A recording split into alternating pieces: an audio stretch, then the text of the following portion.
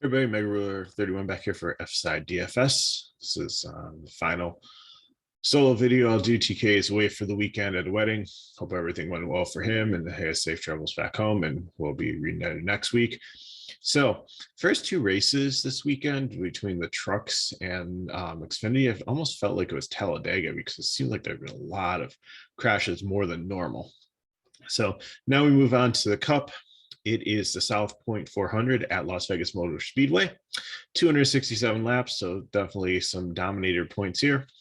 And this is the first race of the round of 12. They'll race at Talladega, and then I believe it's Martinsville after that. So very important race to do well here because Talladega is such a wild card, really can hurt your playoff chances if you get caught up in the big one there. So you want to try to control your own destiny, work to try to get the win here to secure your place into the next round.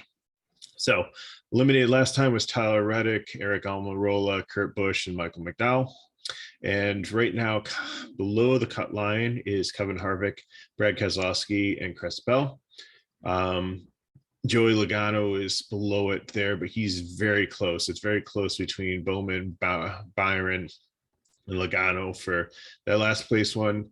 And then there's kind of like a 20-point cushion, I think it is, between the next guys up, which would be Truex, Bellini, Hamlin, Kyle Busch, and Chase Elliott. And then Larson's so far ahead that I highly doubt, even if he crashed in all three races, that he would not advance just based on points. So, but still, people are looking to win to get in here. So that's our setup. And let's just talk about who we like here.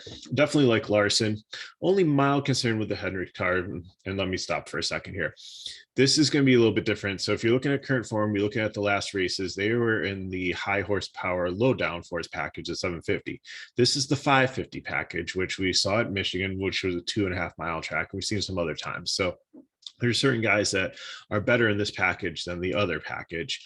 The Hendricks cars were good, but Michigan, they had some weird thing going on with the nose of the car they got penalized for. So hopefully they're able to fix that so they won't fail tech today and go to the back. But definitely like Larson, Hendrick's cars have had decent speed here.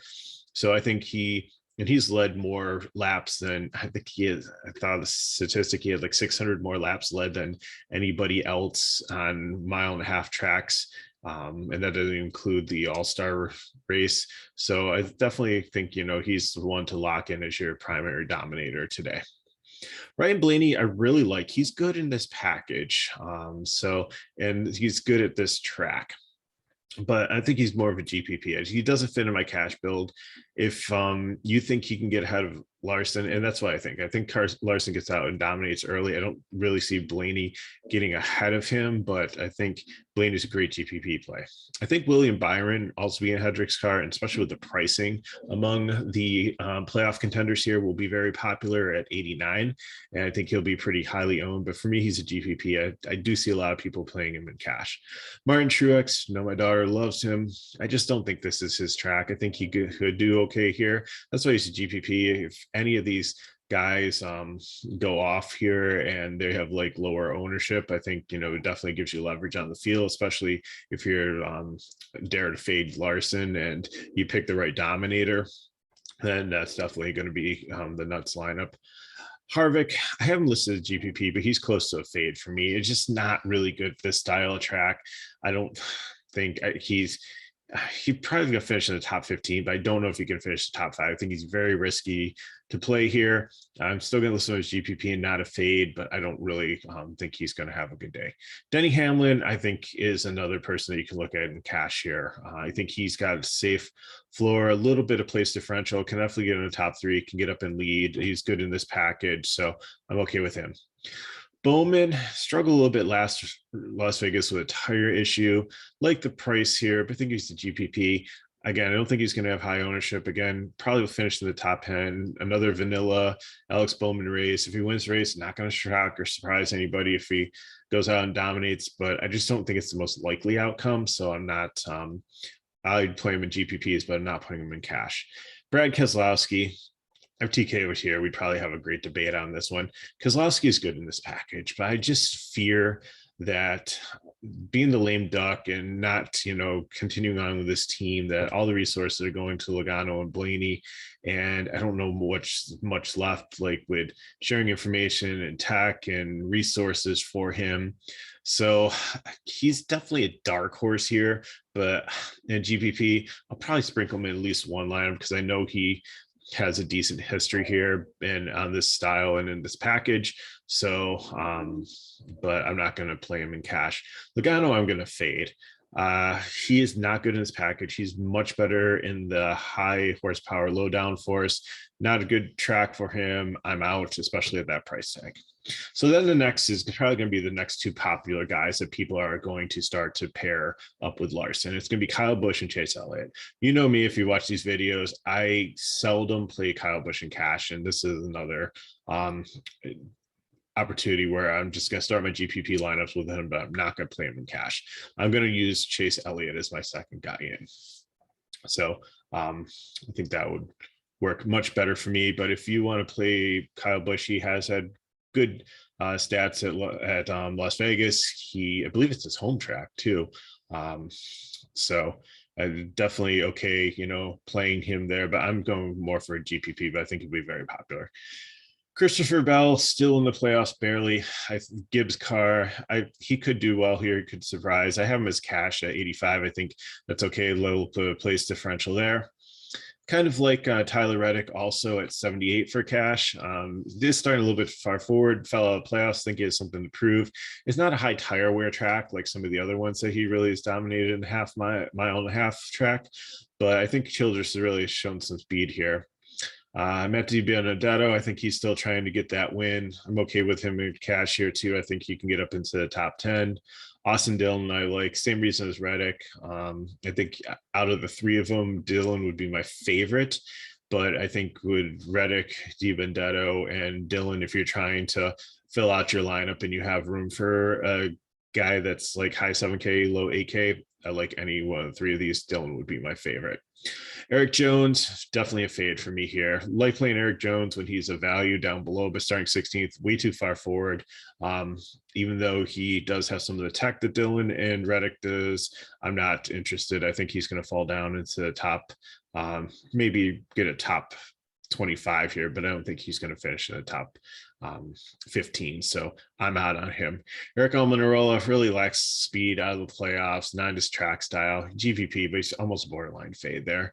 Chastain, not super interested in him either. I think 79 is a little bit expensive. I'd rather take Reddick, DiBenedetto, or Dillon, same price point, but I'm not saying completely write him off. Chase Briscoe starting a little bit too high forward here. I think GPG just based on the price at 6K. Kyle Busch or Kurt Busch coming up here. Fell playoffs. I think he has a good car. Home track, place differential, starting 20th. For me, he's a prime player. I'm going to try to get him in my lineup. So I'm probably going to start with Larson and going to try to get Elliott in. And I'm going to see if I can get Kurt Busch in my lineup too.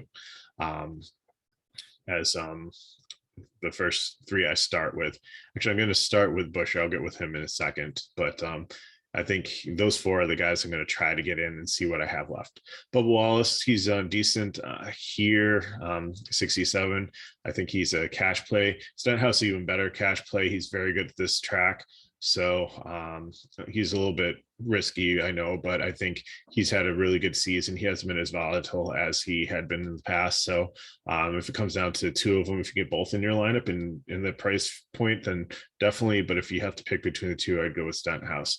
I really like Michael McDowell. I know it's not a super speedway or a track, but he's starting 23rd down here. He's only 59 and his car isn't horrible and he's a lot better than a lot of these cars below. So I think he can start in the top 25 and 59 opens up a lot. So definitely like him in cash.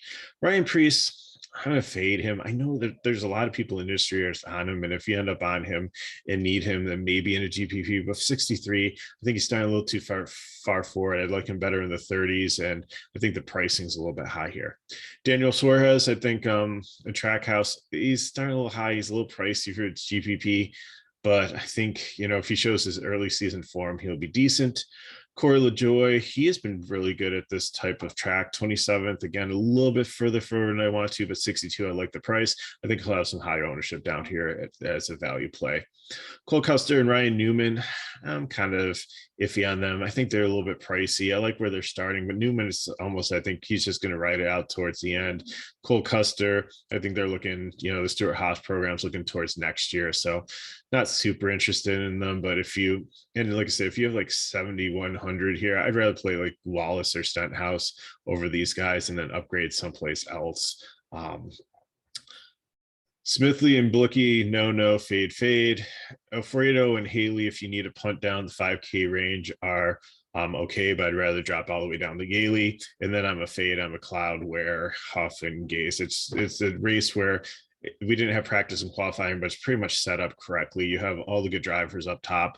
You don't really have an opportunity for place differential. So if you're looking for that, that's why, I really think Kurt Busch is the way to go, or Wallace, Stenhouse, McDowell, Busher as the prime play. So like I said, I'm going to try to get Kurt Busch, Busher, and Larson. Then I'm going to try to get Elliott in as my third playoff driver, and actually it'd be my second playoff driver, but my second over 10K guy there. So lots of ways to go, mix and match. If you're doing like 20 entries, and start with like Larson, Busch, and Busher. If you can't get up to Busch, then like I said, I'm good with trying to get in one of those mid-range 8K guys like Dylan, DiBenedetto, Reddick, and then just rotate in and out like the rest of your studs. I say I'd pretty much stay away from Harvick and Keselowski. Bell has some nice place differential upside. So that pretty much wraps things up. Thanks for watching. We'll see you next week for the Talladega previews, and hopefully this race actually is a lucky one for Vegas and doesn't have guys crash out early and ruin our days. So thanks for watching. I know with football and stuff, there's lots of other things that you could be watching. So if you have any questions about us, just drop us or drop me down below a comment, and I'll see what I can do to try to help you out. Hit me up on Twitter at MegaRuler31. Give us a like, subscribe to our channel, and again, appreciate you watching today. Good luck tonight.